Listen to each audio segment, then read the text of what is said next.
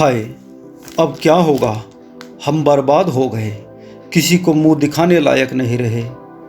उर्मिला रोती हुई सीढ़ियों से नीचे दौड़ती आ रही थी। क्या हुआ भाग्यवान, क्यों रो रही हो? अब कुछ बताओ तो सही। रमेश ने उर्मिला को रोकते हुए पूछना चाहा, लेकिन वो नहीं रुकी। दौड़ती हुई बाहर की ओर लपकी। कितनी बार कहा है, लड़की है, इसे लड़की की तरह रखो। क्या जरूरत थी इसको दिन ढलने के बाद घर से बाहर जाने देने की? उर्मिला ने रमेश को धक्का दिया। रोती हुई बाहर की ओर दौड़ पड़ी। रमेश भी उर्मिला के पीछे पीछे दौड़ा। बाहर सारा मोहल्ला चंचल के पीछे पीछे चल रहा था। चंचल, जो रमेश और उर्मिला की इकलौती बेटी है। चंचल के बाल बिखरे हुए हैं, कपड़े फटे हुए थे, शरीर पर जगह जगह घाव से खून रिस रहा था। चंचल सहमी हुई सी घर की ओर आ रही थी। चंचल रमेश और उर्मिला को देखकर फूट फूट कर रोने लगी। उर्मिला ने हाथ में ली चादर चंचल को ओढ़ाई और फक फक कर रोने लगी। हे भगवान, ये क्या हुआ? हम बर्बाद हो गए। मेरी बच्ची, तू ठीक तो है? कैसे हुआ ये सब? कौन थे वो दरिंदे? कुछ तो बोल मेरी बच्ची, तू चुप क्यों है? चल अंदर चल। आप क्यों दीवार बनकर खड़े हो? ये सब तुम्हारी ही वजह से हुआ है। तुम ही इस सब का कारण हो। मैं तुम्हें कभी माफ़ नहीं करूँगी। पुलिस को कॉल करो। बहरे हो गए क्या? पुलिस को कॉल करो। उर्मिला चिल्ला रही थी, लेकिन रमेश पर तो जैसे कोई असर ही नहीं हो रहा था। वह खड़ा खड़ा देख रहा था, टकटकी बांधे अपनी बेटी चंचल की ओर। चंचल भी एकटक रमेश को देखे जा रही थी, जैसे कुछ हुआ ही नहीं था। अचानक रमेश ने अपनी बाहें फैलाई। चंचल रमेश के सीने से लगकर रोने लगी, जैसे वह आज ही पैदा हुई है। रमेश ने भी अपनी बेटी को अपनी बाहों में ऐसे छुपा लिया, कोई उसे देख भी न सके। अपने सीने को चीरकर अपनी बेटी को अपने सीने में छुपा लेना चाहता है। तभी पीछे पीछे पुलिस का सायरन बजता है। पुलिस की गाड़ी रमेश के घर के सामने आकर रुकती है। गाड़ी से पुलिस उतरती है और पुलिस ऑफिसर बोलता है, हमें आपकी बेटी को गिरफ्तार करना पड़ेगा। इसने 2 लड़कों का मर्डर किया है। नहीं पापा, मैंने कोई कत्ल नहीं किया, बल्कि मैंने तो 2 दरिंदों का संहार किया है, जो मेरी आत्मा, मेरी इज्जत को रौंदने की कोशिश कर रहे थे।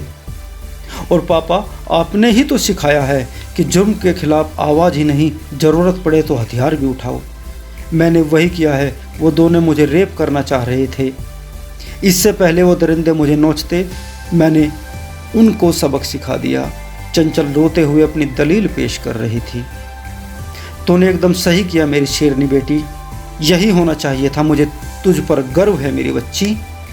क्यों मोहल्ले वालों, मेरी बेटी ने सही किया या गलत? रमेश ने ऊंचे स्वर में पूछा। सभी की एक साथ आवाज़ आई, हाँ हाँ, बिल्कुल सही किया है।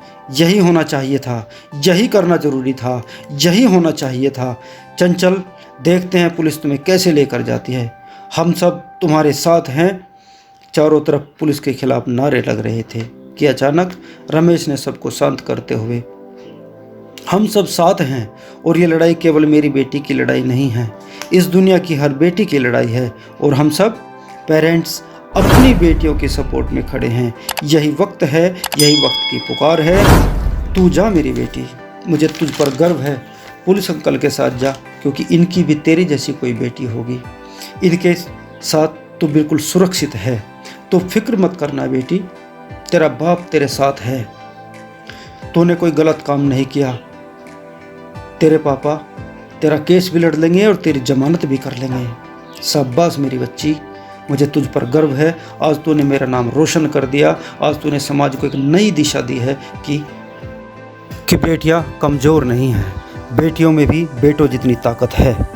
वह भी बलशाली है, उसके अंदर भी ताकत है जुर्म से लड़ने की, जुर्म के खिलाफ डटकर सामने खड़ा होने की। तू जा, तेरा बाप तेरी जमानत भी करेगा और तुझे इंसाफ भी दिलाएगा। रमेश ने अपनी बेटी को यही सिखाया, जो तुम्हें नोचने की कोशिश करे तुम उसे ठोक दो, केस तुम्हारा बाप लड़ देगा। यह तो एक छोटी सी कहानी थी। फैसला आपका है, आपको अपनी बेटी को क्या सिखाना है। आप अपनी बेटी को परी बनाना चाहते हैं या शेरनी?